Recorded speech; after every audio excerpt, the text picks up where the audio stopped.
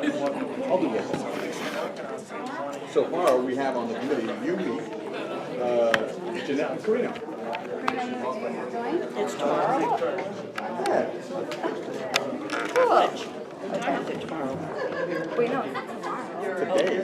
They say tomorrow. But what? We just started it. Oh, Dave, don't kill me like that. I was gonna say, oh my God. Okay, let me turn my phone Yeah. off. That's what I thought he said though. I'm like, oh my God. Okay. Just run like a general meeting. I just finished typing I wish I had a gavel though. notes for the budget. Okay, we're going to start, folks. Hi, everybody. Thank you for attending the very first Van Nuys Education Summit. We're going to begin by stating the Pledge of Allegiance, so if everyone would stand with me.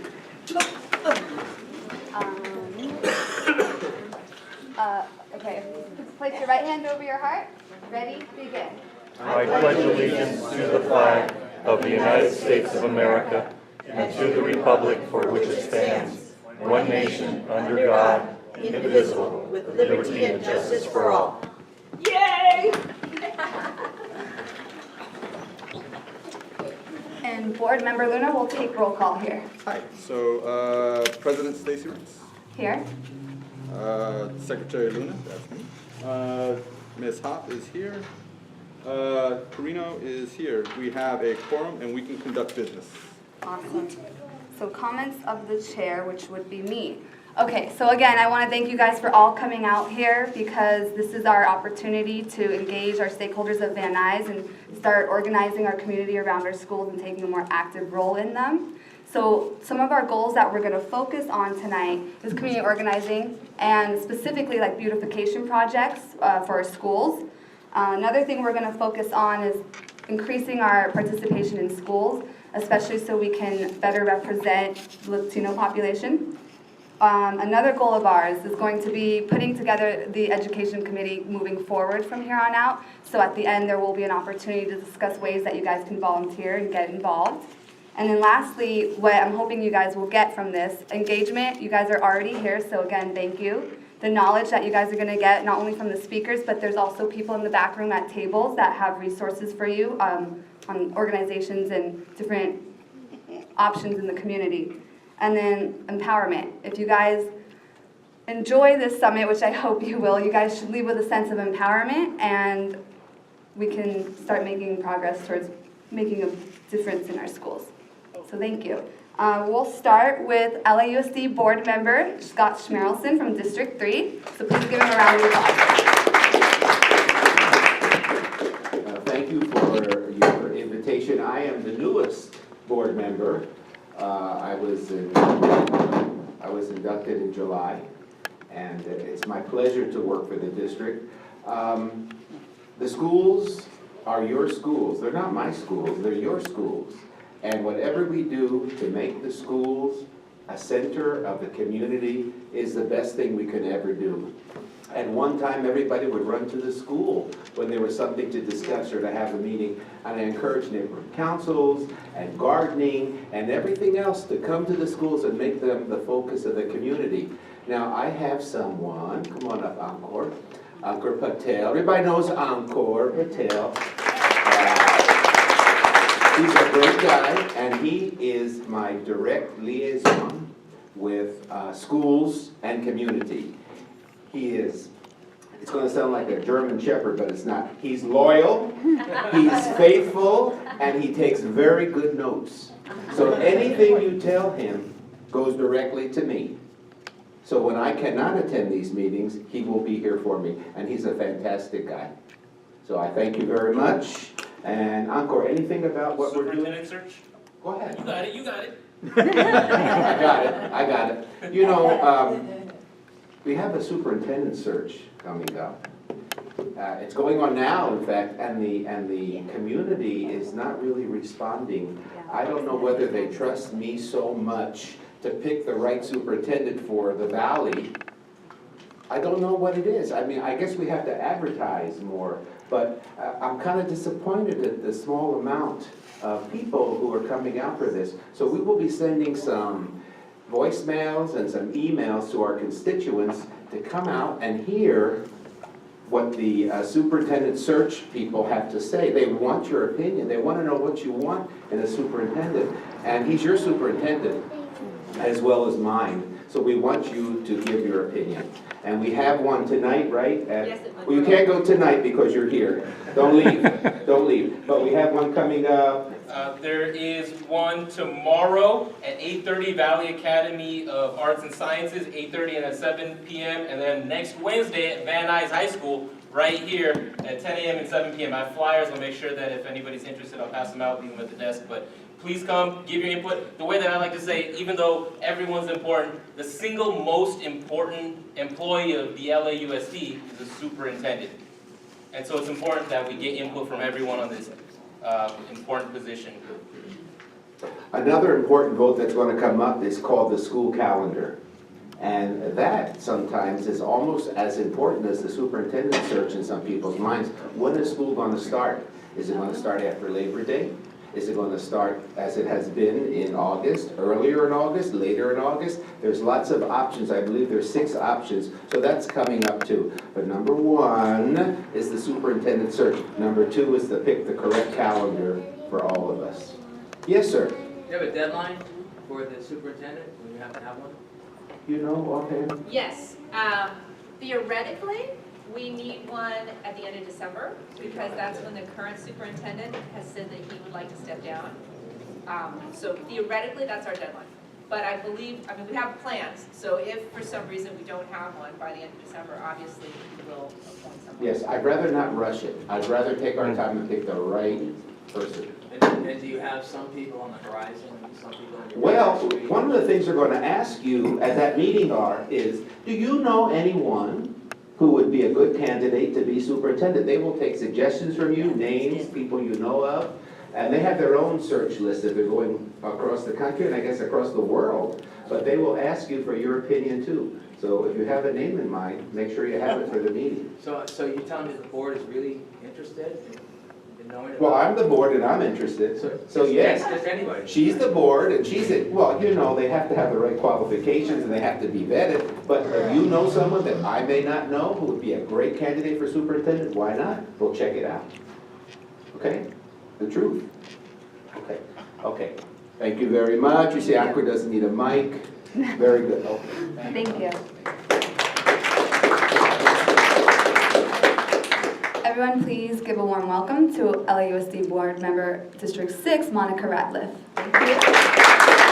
Thank you. So I'm super excited to be here. I think these education committees are fantastic. So there's a group in Encino that they've been getting their education committee together, and they've been like rolling along. And they are strong-arming like all these officials to come to their neighborhood council, election committee, education committee, and they're doing a great job. So I think it's fantastic that you're starting this in our community, because I think it's really important. So I'm here to answer questions basically and tell you a little bit about myself. I do want to recognize the various people who are here from LAUSD. So if you're here from LAUSD, if you would please stand up, because I think that it's fantastic that you're here. So I believe we've got a couple people from LAUSD. We work all day long, and then they come here, and so thank you so much for that. I wanted to let you know that we are interested in what you think about the superintendent and what you want in the superintendent.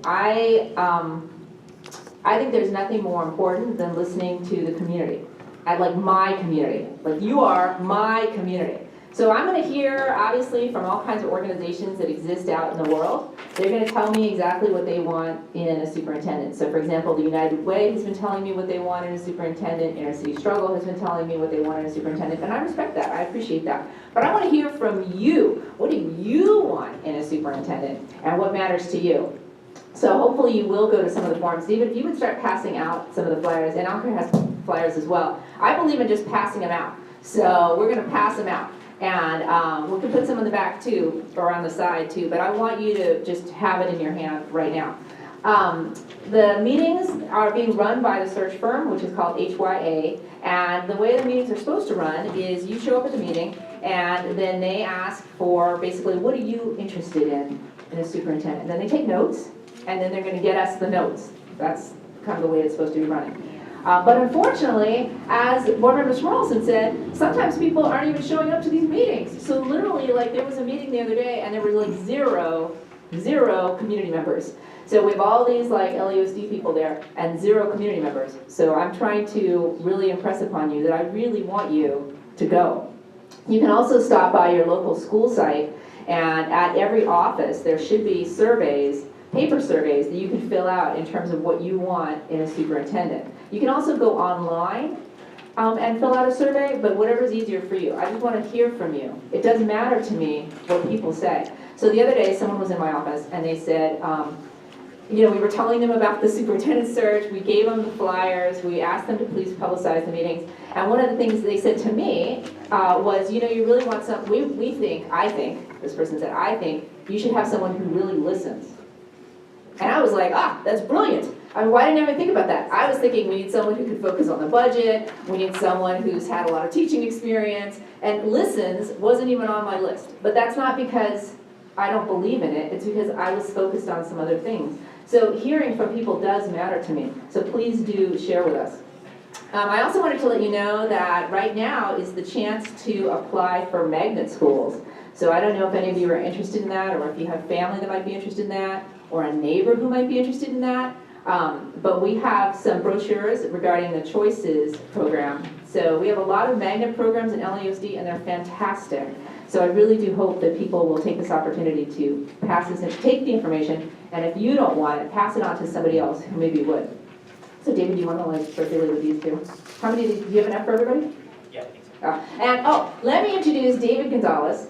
He is Education Deputy at Shore.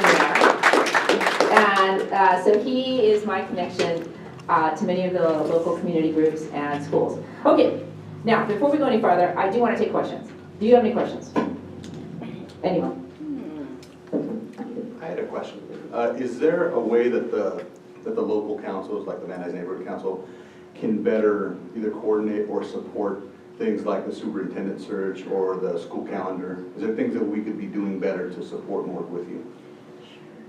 I love that question, and the fact that you even asked that question says you're already supporting us because you're open. And what I think we need to be able to do, and some of the neighborhood councils do this, some of the organizations do this, is if we send you an email or a flyer or something, if you could blast it out. Do you have that capability? Absolutely. If you would blast it out, that would be really useful to us, because I have found that the more you can get the information out to the community, the more the community has a voice. And so that would be one way you could help us. That's probably the biggest way. I would like to ask you, what do you plan to do to improve the education that the students of LA Unified are getting? For the last 40 years, it has been pretty poor. We've gone from second in the nation many years ago to second or third from the bottom, and that's pathetic. And when you started your charter schools, a lot of parents fought that. I was one, because they took the cream of the crop. They often misused the funds, and there were a lot of other things I won't go into at the moment. But I will tell you that it's disparaging, to say the least. The superintendent searches, we got a big committee together many years ago from the Parent Community Services Branch, which you've decimated, and the Parent Community Services, or excuse me, the Parent Collaborative, which you've also decimated, of which I was an inaugural member. And they were very strong and powerful in trying to help with that search the last several times you've had to do it, and most of what we said was ignored. That's why you don't have a lot of parent involvement now. You have an excellent means by which to help the students. It's called your magnet program. However, because of the way in which it's managed, very few children get to utilize it. Both of my students graduated from that. My kids graduated from the magnet program. Both of my kids were gifted, and both of my kids have gone to college. But there are many students who cannot do that, and you've never brought back shop classes. But through the magnet program, you have culinary arts, you have the law magnet, you have all these other magnets that will give kids another opportunity other than necessarily going to college. What I want to know is, how are you going to press that rather than 50% of your schools becoming charter, which are going to make fighting for the funds a big issue and the kids getting left behind again?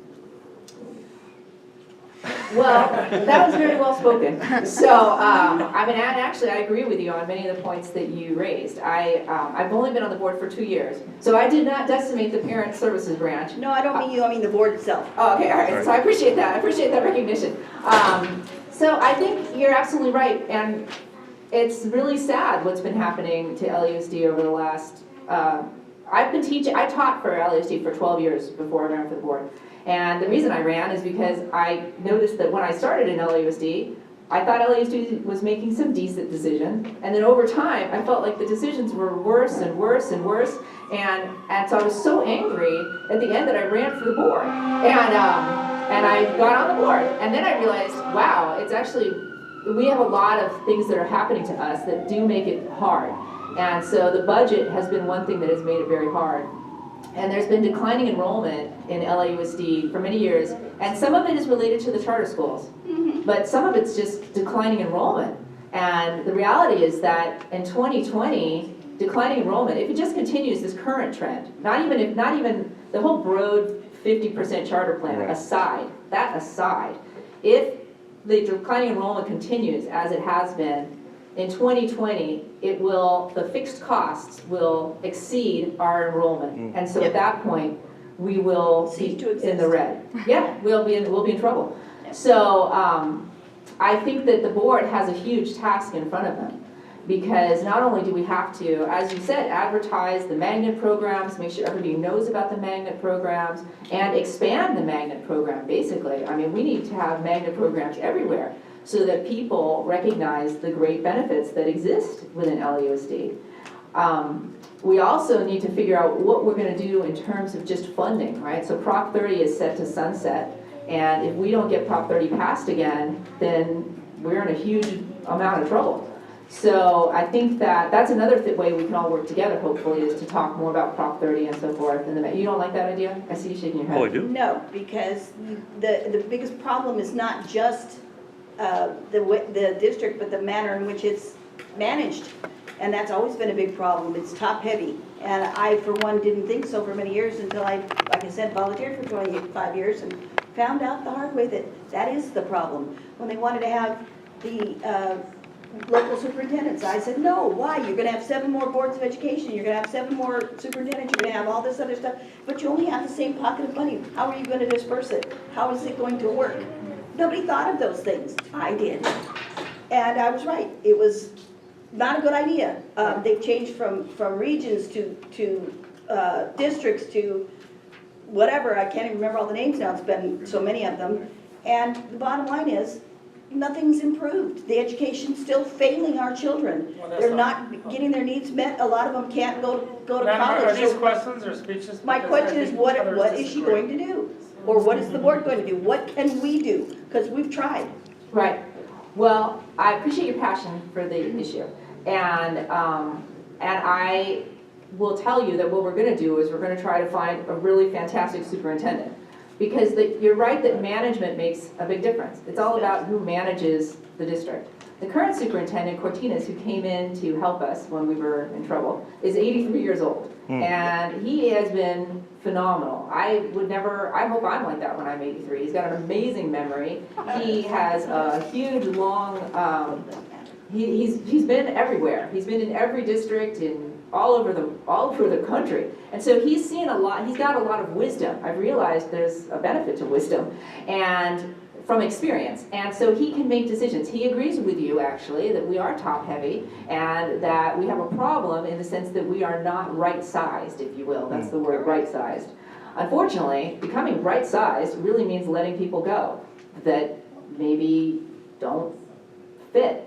And that's going to be very hard as well, because people rely on their jobs and they need their jobs.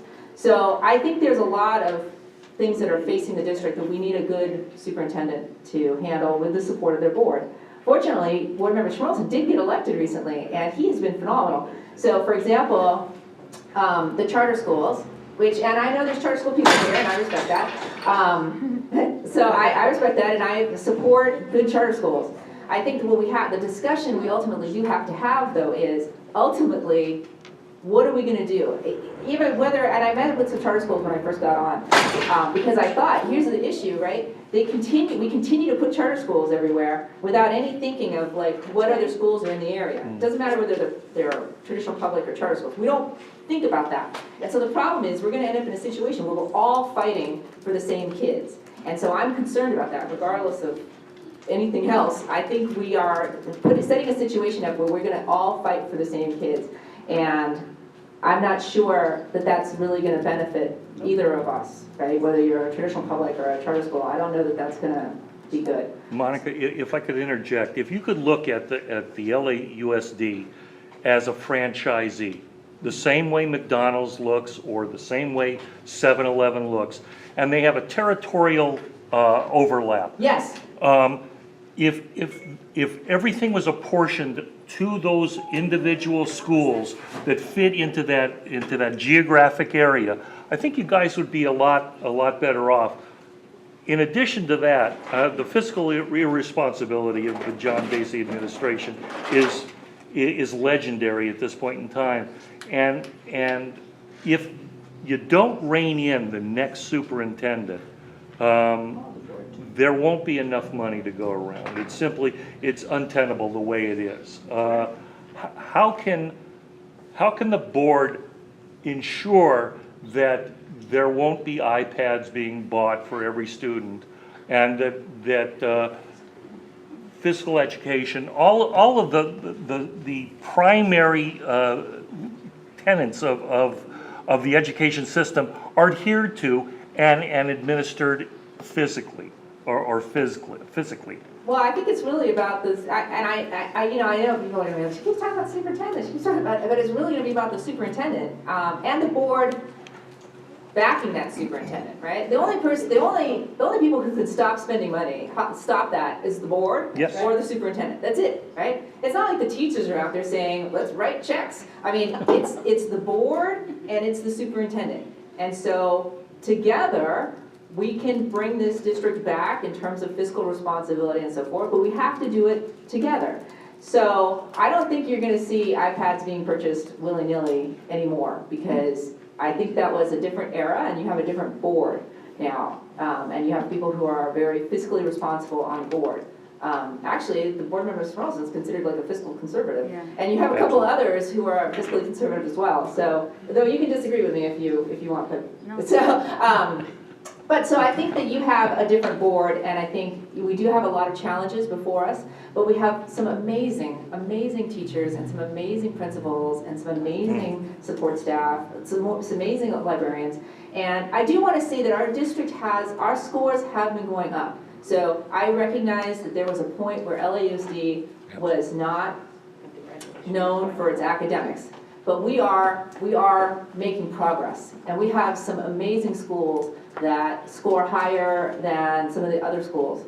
Our magnet schools score very high, and I'm very proud of the work that we're doing. If you walk through our schools, you'll see teachers teaching and kids learning. And so I think that it's a new day. I'm sorry that we have all these challenges that are facing us at the same time, but it's a new day, and I believe that together we can make a huge difference. And really, it's all about the kids in the end. So it's all about providing them with an education that they need so that they can get decent jobs and like have a good life. When you look at what the teachers have to do out of pocket, they're spending their basic salary on the education of the children that they're charged with. Right. Whereas it should be coming from the school board, it should be coming from the federal government, it should be coming from the state. Why is it incumbent upon the teachers to spend their own hard-earned money to buy supplies for the kids in their own classrooms? Well, I used to do it as a teacher, and it's completely inappropriate in the sense of, I mean, it's not their job, right? It's not their responsibility, it's not their job. They do it because they love the kids, and they want to see the kids have what the kids need. So the school district is supposed to provide, the schools are supposed to provide to students crayons, glue, scissors, rulers, all of these things. I see a hand in the back. And I'm going to add to that. I get a list from my school, from my teachers, that says we need crayons, we need pencils, and then in parentheses says school supplies pencils, but we need pencils. Well, you know, we could find out if you want to tell us what school, and you don't need to do it like out loud, it's but just a matter of- we can learn more about that, because here's the thing, you really aren't supposed to be, you're not supposed to have to do that, right? I mean,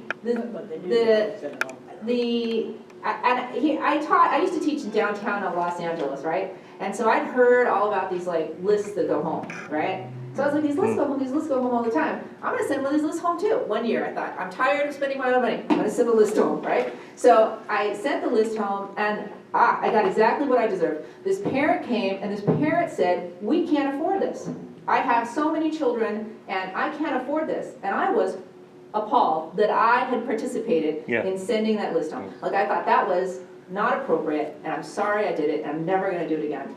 And I just realized that you're right, as a school district, we need to provide the supplies. And if we can't provide the supplies, then the school board needs to know about it so they can figure out what's going on at that school. So we do provide supplies for kids. The issue is whether they're gonna have a set at home and a set at school. We can provide, with district funds, anything we need for at-school purposes. The problem then becomes whether there's gonna be another set at home, so. Well, that was mainly just, they were looking for classroom supplies.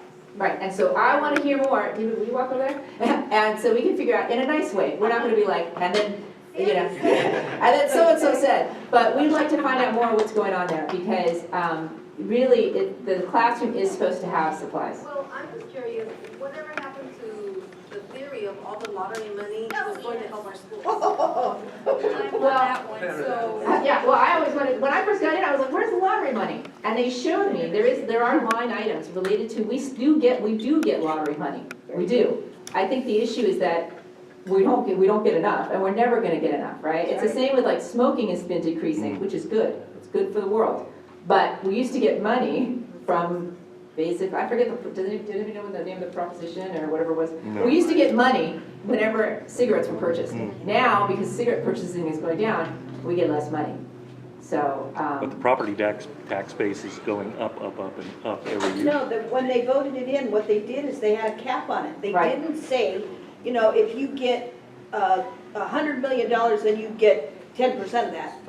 It's a set amount no matter what, and that's the problem. So it Exactly. doesn't matter how much money there is, it starts at the top in administration and trickles down, and that's the other reason why schools don't see much, because there isn't that much by the time the administration gets through with it. well, I believe you're also going to hear from some of our local elected offices. And I am hoping that we can get some support from Sacramento because the Prop 17, I believe, is the one that dealt with the property taxes, and that needs to be changed. 13, oh, thank you very much. That needs to be changed up much higher than us. I mean, the problem I'm realizing as a school board member is I'm constantly saying, we need more money, we need more money. And we do, but I haven't yet figured out how we're gonna get that more money. So I'm always open to suggestions. Write grants. We do write grants. More. Well, we'll definitely You write gotta more, I write more. appreciate that. So I'll take one more question from the audience and then I gotta go to Monroe because there's a superintendent search meeting. Yeah, so I'm a Silmar product. I went to all Silmar LAUSD schools, and then I moved. And thinking about coming back, I have a 5-year-old, so I have relatives in Silmar, and they've been saying great things you've been doing there. So if I was to say, what are your 2 biggest goals moving forward for LAUSD, but specifically Silmar? What would you say those would be? My 2 biggest goals, it's interesting, I was just talking to the local district superintendent, Byron Maltez, the other day, and I want every child to have opportunity. And I think that sometimes we end up in a situation where some children get opportunity and other children, for whatever reason, don't. And that is just outrageous to me. So the number one thing is that I want every child on that campus to be loved by someone, as in someone's watching out for that child and making sure that they have opportunity, right? Because there's always personality differences, children get along better with some children than others, etc. So I just want someone on that campus to be looking out for that child. So that's probably the number one thing. The number 2 thing is that, and it's kind of related, I want to make sure there's pathways to success for that child, right? So not every child, and one of the things that she mentioned earlier was vocational education, right? Not every child wants to grow up and sit behind a desk. I completely understand that, right? Not every child wants to be like, I want to sit behind a desk in an office behind a computer screen all day long. So I want us to make sure that there are pathways for children. So linked learning is important to me, this idea that they have other options, culinary arts. The world is a big, wonderful place filled with possibilities. And so children need to know that there are things that can speak to them and their heart that can still make a living. And so that's important to me. All right, so thank you so much. Thank you I so have to much. go to Monroe, but David is going to stick around for a little while. And if you need anything or have any questions or anything, please let him know. All right, so thank you so much. Thank you. Do we have a representative from Hertzberg's office? I don't see anyone. Okay, so we're going to skip ahead to Angie from Assemblymember Adrian Nazarian's office. Yay, Angie.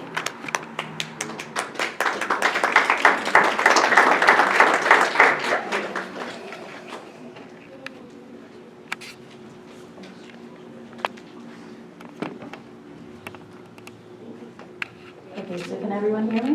Yep. Okay, perfect. So good evening, ladies and gentlemen. I would like to thank the Van Nuys Neighborhood Council for inviting me to the Education Summit. Thank you. And unfortunately, the assembly member was not able to attend, but he did ask me to come on his behalf and to just update everyone on what's been going on within the state. So with that said, the assembly member is a strong supporter of educating our youth. So this year, he worked on AB 5, titled Educationally Based Residential Programs. So this bill is intended to facilitate the transition of foster youth from high school to post-secondary education by creating residential programs that are educationally based. I know that doesn't necessarily make any sense, but the result of this bill requires the Department of Social Services, also known as DSS, to report to the legislator on the benefits of these programs. So that includes the rates of the high school graduation, the college admission, college graduation, and then increased rates of family reunification or adoption. So this is strictly focused on fosters and adopting the children and making sure that they're able to have an education even though they are from broken families. Last year, he successfully passed a bill titled AB 1915, and that is a pupil instruction, the Armenian genocide. So this bill encourages the schools to educate the youth on atrocities committed against Armenians. It is his firm belief that crimes in this manner should not be forgotten and should be taught within the schools. With this bill, as I'm sure everyone knows, the assembly member is really pro on making sure that history is not forgotten. So there are many times where we go to school and in history classes we're not always taught the same or the different ideas that have happened or the different genocides that have happened within the school. And so what he wants to do is make sure that that's implemented throughout the school and that way it's not forgotten. And as a result of that, there was also an Assembly Joint Resolution 2 titled Armenian Genocide, the Centennial Resolution, which was passed this year, 2015, commemorating the centennial of the Armenian Genocide. So the other one major thing that I really want to stress tonight is that, as I'm sure many of you know through the budget process, we have changed the funding mechanism from schools kinder through 12th grade for the first time in 40 years. So that means that the local control funding formula, also known as LCFF, will better distribute the money to schools who are in dire need of the funds. So that means that the goal of LCSF is to significantly simplify how state funding is provided to local educational agencies. This will enable the agencies to receive funding based solely on the demographic profile of the students they serve and gain greater flexibility to use these funds to improve the outcomes of the students. So in other words, if a school needs these funds within the based on the demographic, they're going to start receiving that. And once again, I want to let you know and stress that it's been 40 years since this has been changed. So this is huge, this is monumental, it's a different system that they're going to be using from now on. And that is my final statement for that. I do also, again, want to thank everyone for taking their time to come here to this wonderful educational summit. I will be sitting in for a couple more minutes to listen in, and I do hope that everyone is able to participate, find out what else is needed within the Van Nuys Neighborhood Council, how we can all work together as a partner rather than as individuals. And once again, thank you so much. I'll be in the back if you have any questions. Thank you. So real quick, someone that's not on the agenda, but he represents Congressman Tony Cardenas' office. His name is Brian. Please welcome Brian to the podium. Yay, Brian.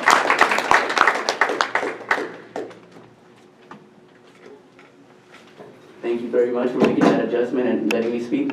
You're gonna excuse me for me touching my eye a little bit. It kind of, I don't know, something got in it, so if I move my hand a lot, that's why. Again, Brian Gavidia from the Office of Congressman Tony Cardenas.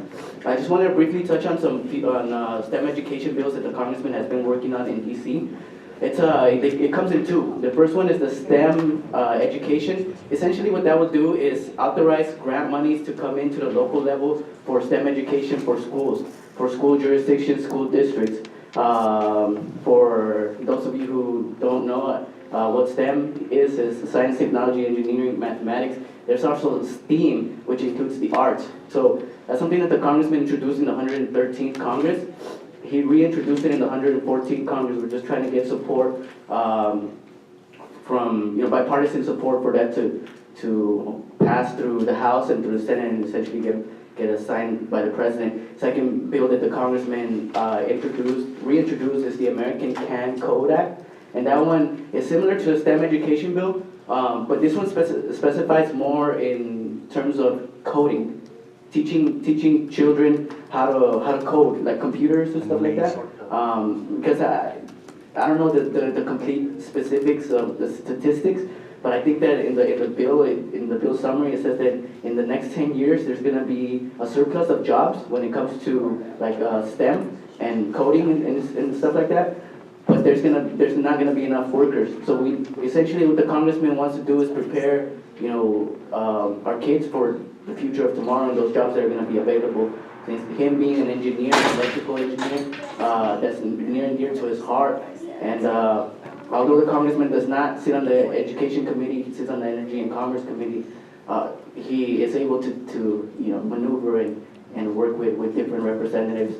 Beyond that, kind of related to education, the Congressman has been a huge advocate for juvenile justice reform. Making sure that our youth have second chances, that there's preventive measures and rehabilitative measures for those who have already been through the system, to make sure that students minors don't get arrested for status offenses, which status offense pretty much means that, let's say, I'm a minor, I do something that an adult would do, but he wouldn't get arrested because he's an adult. Well, why should we punish a minor? Why should we arrest a minor for the same thing that an adult wouldn't get arrested for, like running away from home? Why should a minor get arrested for that sort of stuff? If an adult doesn't. So stuff like that, making sure that our kids are protected. So more or less, that's the stuff that the Congressman is working on in DC. We thank you, Board, for putting this together, as always, and keep fighting the good battles. And thank you. Thank you. From Office Nuri Martinez is going to update us a little bit on what Nuri Martinez is doing in Council District 6.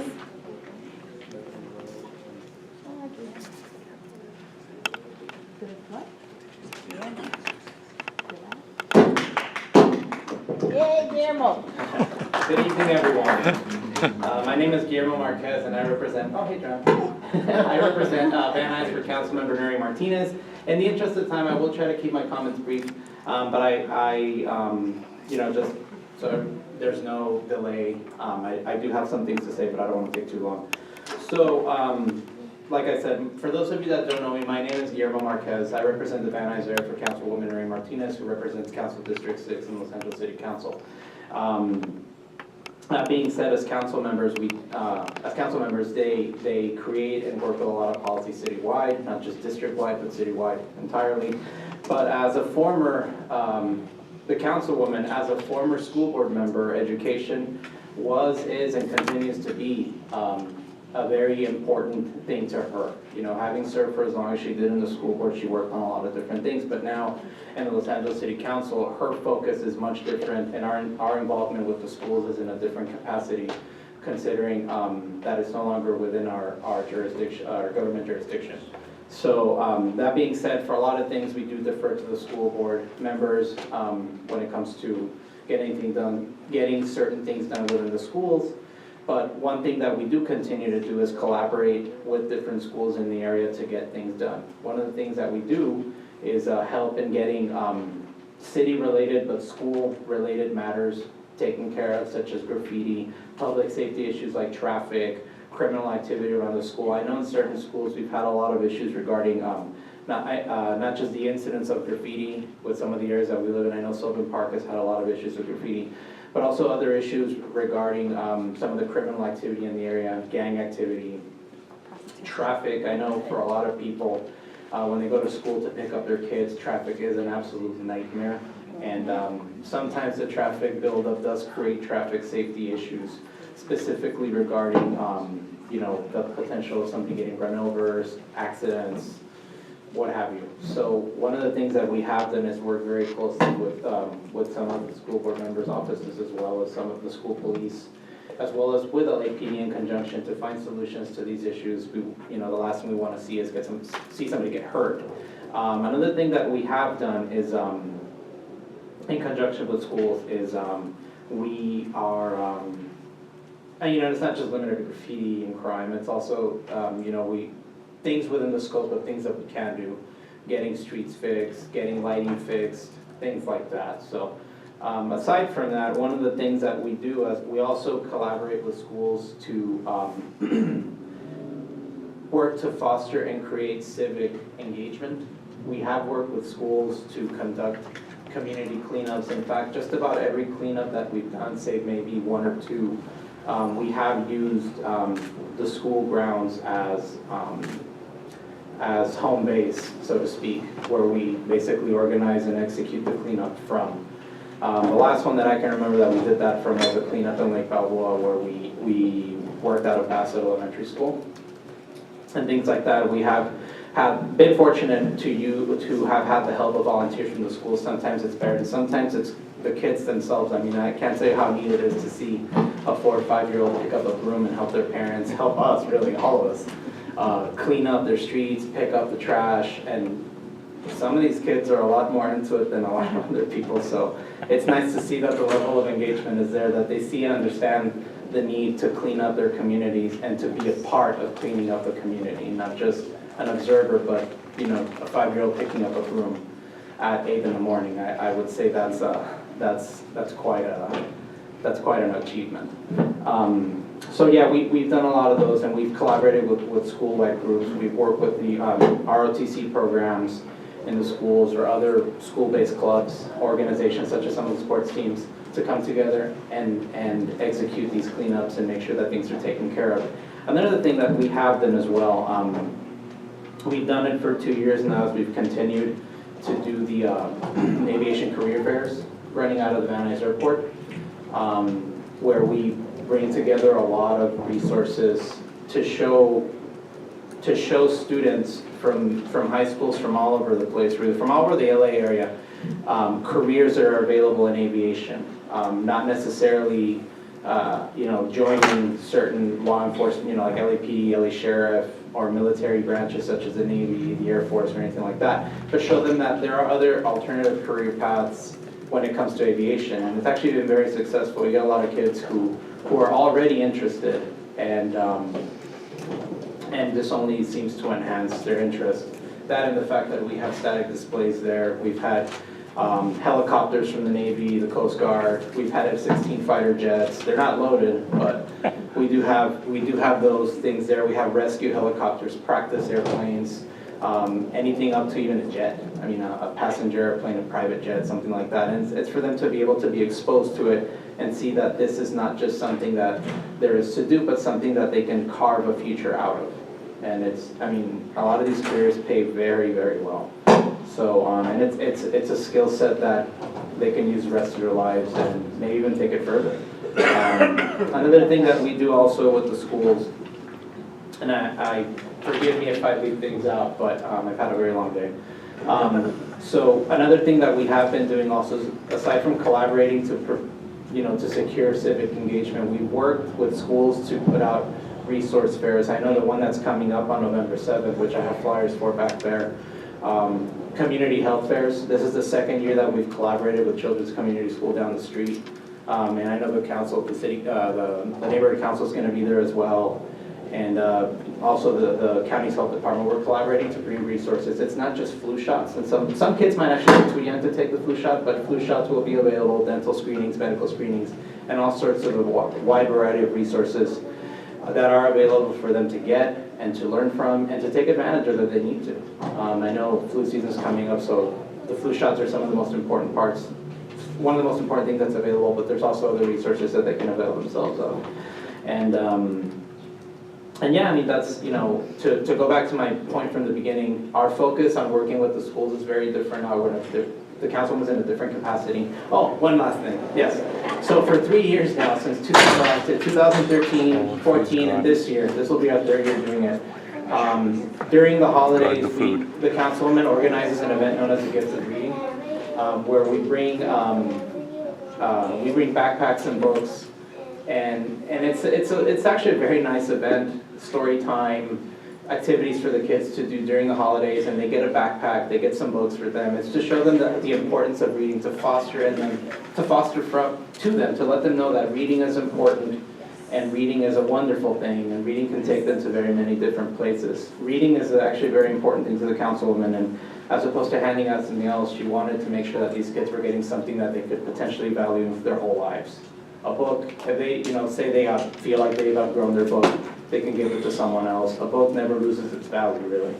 So that's one of the things that we've been doing, and we do it with the local schools here in the area, and we're currently working on that for this year.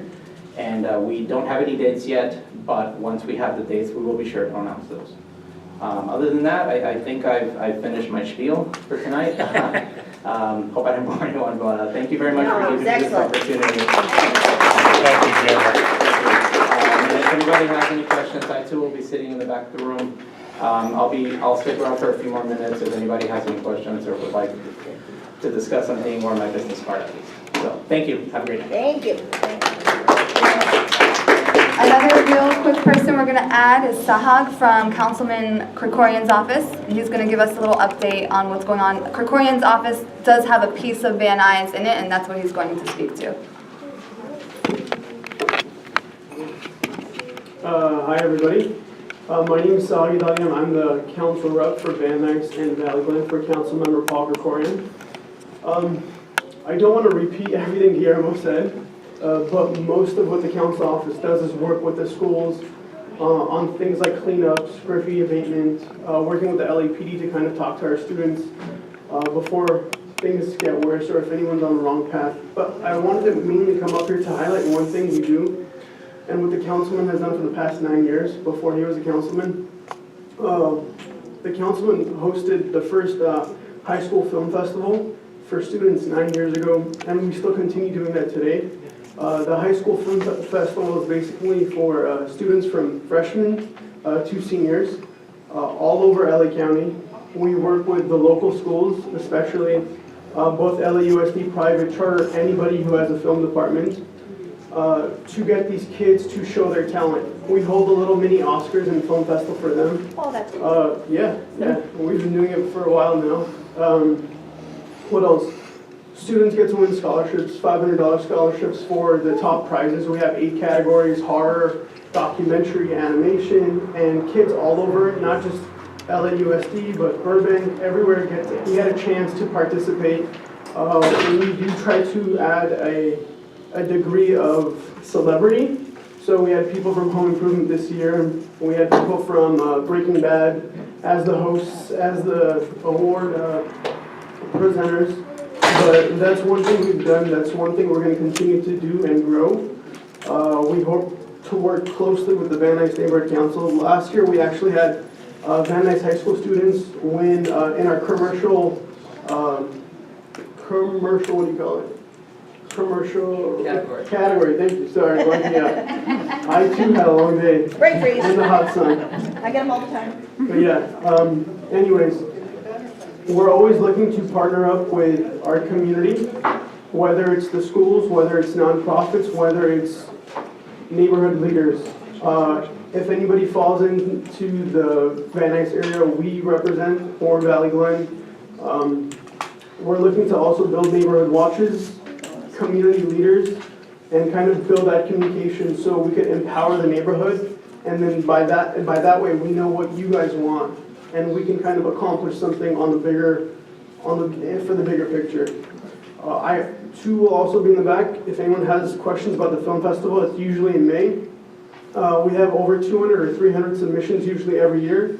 The kids' videos are shown on a big screen, so it's a big deal to a lot of these kids. They get a little award, a certificate from the city of LA, and money if they decide to pursue a degree in film and arts. And one special thing that students really do kind of submit their films for, we have lunch with the CBS president on the studio itself. We do a tour.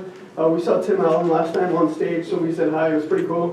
And CBS president gives students the option for when they do enter college to do an internship with CBS. The CBS president started off as a mailboy.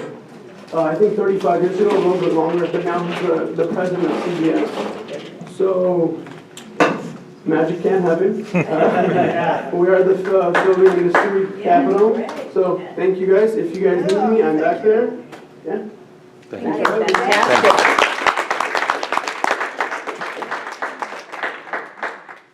So now we're going to move on to our speakers, not elected officials, and that first person is going to be Robina. She's the Director of California Safe Schools.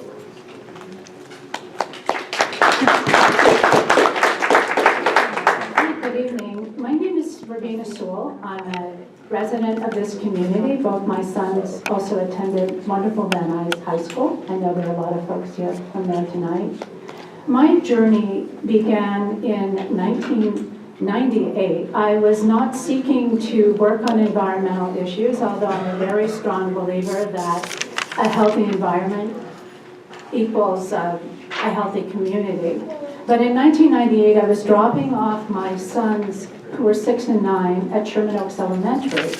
And as they were running up the school stairs, just before school started, we had a little routine with my youngest one where he would wave back and blow me a kiss. But on this day, he's running up, I'm in the carpool lane, and he said, yelled back, "Mommy, it tastes terrible." And when I looked over, there was a school gardener in a hazardous materials suit that was spraying pesticides.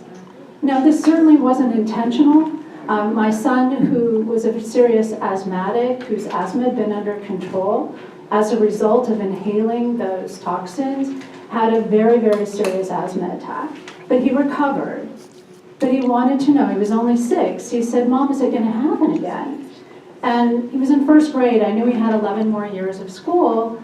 And so really without knowing what was going to happen, I said, "Of course not, Nicholas." And I kind of began a journey of investigating. There were no litigious motives. He recovered. I just wanted to find out what kind of policies were in place at LA Unified. And I know LA Unified is often criticized, but I can tell you at the end of this story, you're going to see how they are the heroes of this story. So what happened is we began working with the school district, finding out records, and at the time they were using 160 pesticides. Many of them were known to have health side effects at the time, but we worked together with the school district and we met for over a year. We brought in scientists, medical experts, parents, community members, and we worked together, and at the end of that year, 1 year to the date that my youngest son became ill, we created the most stringent pesticide policy in the nation for schools. It was the first to embrace the precautionary principle, which simply means be safe, not sorry, then the absence of science to prove that a product is unsafe, that LA Unified would say, let's take a precaution and maybe not use it if we think it could potentially harm children. And there was also a form, a right to know form, that many of you who are parents in school or children may be bringing them home to your parents that sign that whether or not you're sensitive to chemicals, you have a right to know what kind of products are being used.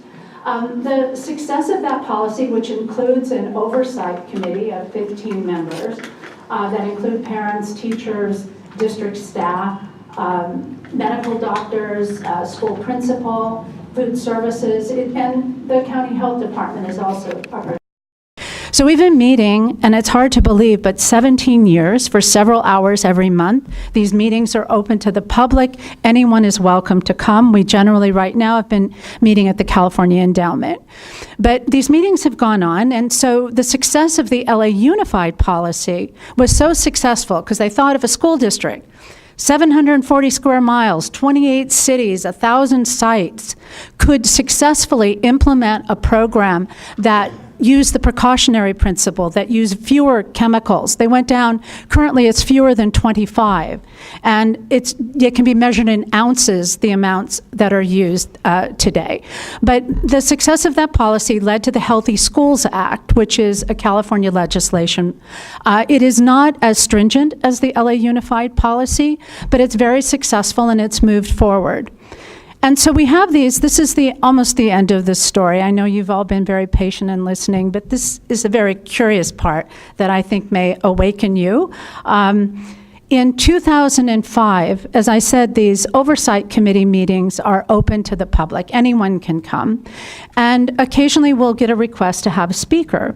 So in 2005, a researcher came. And they said, hi, we're here today because we'd like to use experimental products on LA Unified campuses. And so we were like, huh? And one of the individuals who has served since the inception of the policy is a Caltech scientist who works in a Nobel Prize lab. And she volunteers her time as all these folks do. And she said, excuse me, if you're talking about less and more stronger, then we're talking about a more toxic product. So no, thank you. And the 15-member oversight team said no, thank you. But as she was exiting, she said, oh, that's okay if LA Unified doesn't want to use these products. I have plenty of other school districts lined up, and I'm already using Ventura County. And that just haunted me. And shortly afterward, I was going to a meeting in Sylmar, not unlike a meeting like tonight. And there was a very young man in the back of the room, and I was saying to the parents, I was just talking about community, precautionary issues with pesticides, and I thought he was someone's son, and it turned out he was Cindy Montanez's, one of her deputies, who at the time was the assembly member. And he said, because I apologized to the parents that I was a little distracted because I'd just come from this meeting. And so when he'd heard the story, he had already called the assembly member, and she agreed to carry a bill. So there's a bill called AB 405, which prohibits, that Governor Schwarzenegger signed, that we carried, we were the sponsors of, that prohibits experimental products from being used in any California K-12 school. So we're really, grateful for the work we've done. We not only work on issues of pesticides, but school siting. We work on lead. We work really closely, just as the board members had said, about empowering and educating the students. And I'm so grateful to be in a community, to have such incredible representatives, not only on our school board, but from our Congress and from our city council and our assembly member. They're very, very dedicated, and our neighborhood councils here, to really, really help. There's more people that come here that this council helps. And so I'm very grateful, and I'm here to help anyone that needs help with your school, because when we work together, great things can and do happen. And our children, they don't have a vote, they don't have a lobbyist, and they don't have war chests. And they depend on adults to protect them. So thank you so much for this opportunity. And before I leave, there's a gentleman here who works on the pest management team, who's been working with Los Angeles Unified for more than 2 decades, who took time this evening to come here to participate, to bring copies of the policy. And so please give a hand to Terry Robinson. Thank you so much. Thank you. Thank you so much. So Sandy Logan from NCADD and Brenda will be presenting next. And we are going to need to set up that PowerPoint. All right, girls. Okay, cool. Oh, Cool. harsh. Short and sweet. Oh, I would have loved to have seen that. There's no public There's going to comments. be no public public comments. Yeah. Sorry. It's just Just sandwiches, no public comments. I'll do it for you. We don't have public comment. None today at all. All right, hello. First of all, I want to thank you guys for inviting us to be a part of this education summit. My name is Brenda, and I'm here with my colleague Sandy. We represent the National Council on Alcoholism and Drug Dependence. And we are based here in Van Nuys as well. And one of the things that we're doing is we're working in schools. We currently work at Fulton College Preparatory School, and we also work at Magnolia Science Academy. Currently, we are working in Van Nuys, Lake Balboa, Encino, and Sherman Oaks. And what we're doing within the schools is we incorporate this education-based program in which we integrate with the health classes or PE classes, and we go ahead and give